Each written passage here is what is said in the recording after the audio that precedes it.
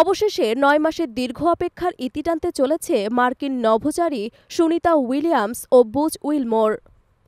আন্তর্জাতিক মহাকাশ স্টেশনে আটকে থাকা এই দুই নভোচারী ১৮ মার্চ পৃথিবীতে ফিরছেন।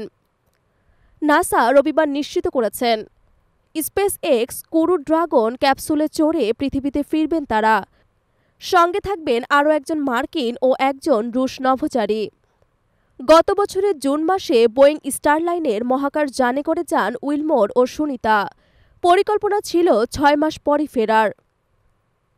স্টারলাইনারের প্রপালশন সিস্টেমে ত্রুটি ধরা পড়ায় সেটিকে অনিরাপদ ঘোষণা করা হয়, অর্থাৎ তাদের ফেরার পথ বন্ধ হয়ে যায়। নাসা তখনই ঠিক করে নিরাপদে ফেরানোর জন্য অন্য বিকল্প খোঁজার।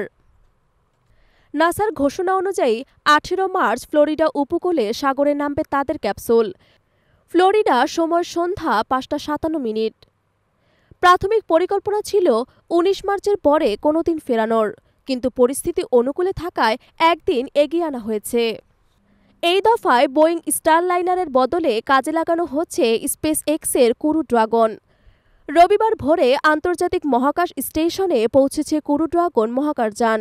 ১৭ মার্চ থেকে শুরু হবে প্রস্তুতি।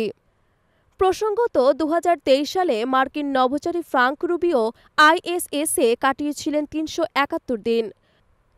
রুশ মহাকাশচারী ভ্যালেরি পলিয়াকভ মির স্টেশনে ছিলেন পুরো ৪৩৭ দিন।